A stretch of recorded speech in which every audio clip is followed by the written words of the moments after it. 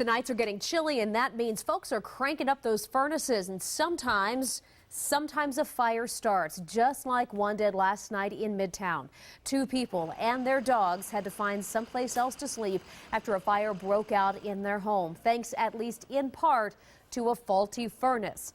Our chief meteorologist, Aaron Christensen, who's been forecasting these chilly nights, joins us now with more on staying warm without catching the house on fire. Thanks, Jennifer. You know, it really only takes a few extra steps before firing up that furnace for the season, and those few extra steps can save your life. 9 on your sides, Craig Smith is live in Midtown with more on keeping your furnace in check. Craig.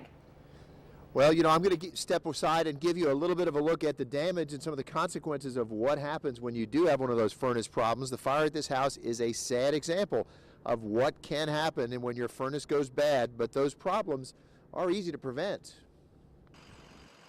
Here's what happens when the fire normally controlled in your furnace gets out of control. Tucson firefighters think some sort of malfunction made the furnace overheat and ignite wood that would normally have been a safe distance from that furnace. Lisa Smith booked a furnace inspection for her house before she heard about that fire.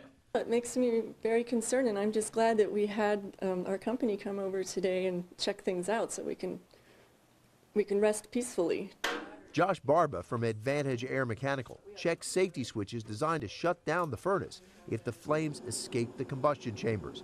He also checks for gas leaks. You want to make sure there's no gas leaking into the room and where the furnace is, because if there is and the flame kicks on, there's the possibility of an explosion. The inspection checks ducts well away from the furnace too to look for any sign carbon monoxide is building up. You can't smell it or see it, but it can be deadly. Now, we should mention Lisa Smith, the homeowner who was good enough to let us into her house. No relation. That's really just a coincidence. Now, Josh, the technician, and Tucson Fire say it's very important not to store things close to your furnace. That could be a real problem, especially if it's an extra flammable item like paint or paint thinner, that sort of thing.